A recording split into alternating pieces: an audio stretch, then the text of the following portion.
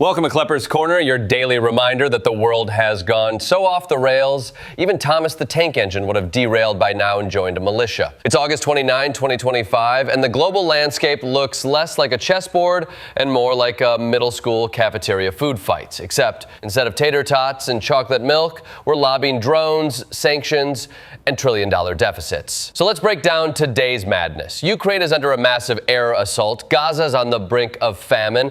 Turkey just broke up with Israel harder than your ex after seeing your browser history. Trump is going to war with the Federal Reserve, and Bitcoin is now worth more than every Blockbuster membership card ever combined. Let's dive in before the market crashes mid-show.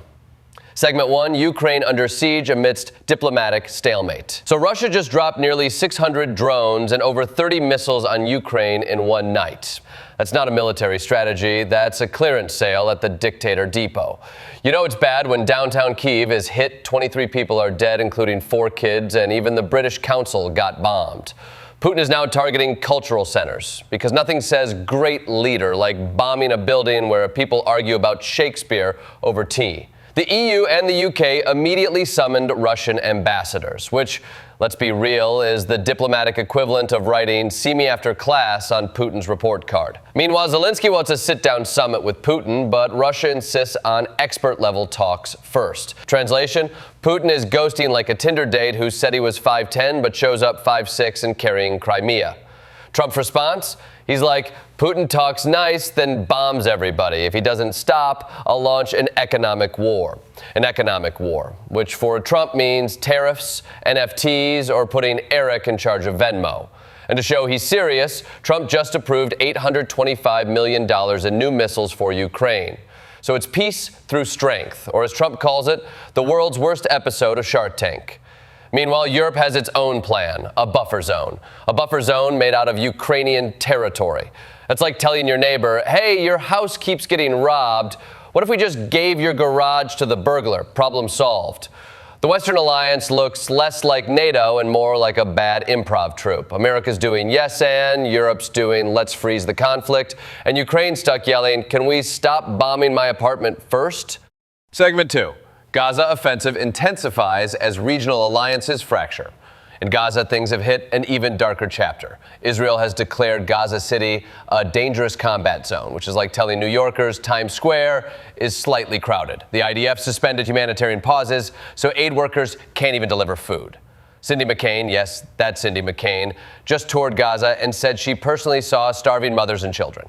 That's right, when even Cindy McCain is saying things look grim, you know humanitarian aid is in deep trouble. The Gaza Health Ministry says over 63,000 are dead in this war.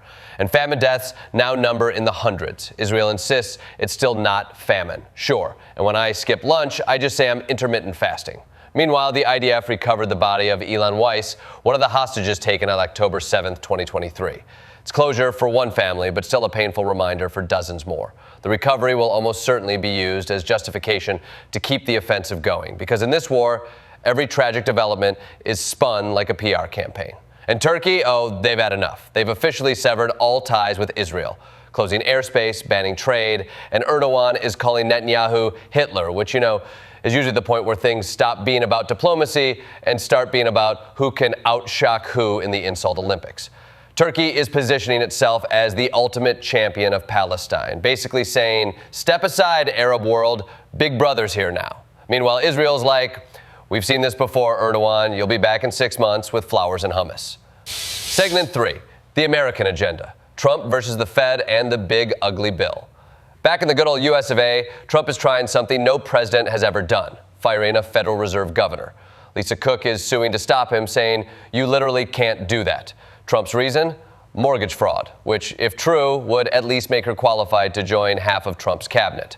Legal experts are saying this could go all the way to the Supreme Court because nothing screams independent central bank like asking Brett Kavanaugh to rule on interest rates between keg stands. If Trump wins, he could stack the Fed with loyalists, turning it from a data-driven institution into the cash cab. And while all this is happening, Trump signed his giant H.R. 1 bill into law, dubbed the One Big Beautiful Bill. But Democrats are calling it the Big Ugly Bill because it makes $4.5 trillion in tax breaks permanent while cutting $1.2 trillion from Medicaid and food stamps. The CBO says 12 million people could lose health care. Florida alone, 600,000 will lose coverage, which is fitting because Florida voters are basically America's beta test group. This law is less make America great again and more make America hungry again. And Trump is bragging about deductions for tips and overtime pay while also gutting social programs. That's like stealing your wallet, then handing you back a Starbucks gift card and saying, "See, I care."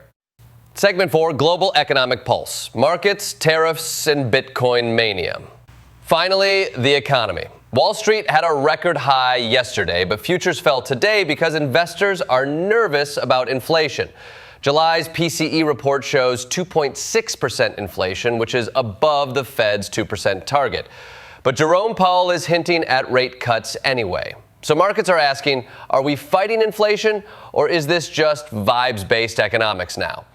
The trade deficit ballooned because companies rushed imports ahead of Trump's tariff deadline. That's right, CEOs are panic buying like suburban moms at Costco before a snowstorm. Europe's response? They want to drop duties on U.S. goods to soften the blow. Meanwhile, the U.S. Treasury is warning banks to watch for Mexican cartels using Chinese laundering networks. Because in 2025, geopolitics isn't a board game. It's a Netflix series written by AI with way too many subplots. And crypto? Oh, it's gone full mainstream. Bitcoin just hit nearly $112,000. The crypto market passed $4 trillion, and Trump's kids are launching American Bitcoin. We've officially entered the phase where political dynasties are also crypto bros. The House passed a stablecoin regulation bill. So for the first time, Congress is acknowledging crypto is real. Which is ironic because they still haven't admitted climate change exists.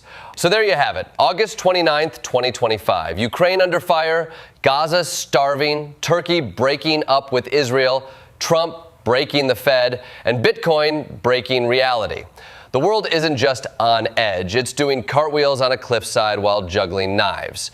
The question isn't what happens next, it's which subplot gets canceled first. And remember, if you're feeling anxious about global instability, just do what I do.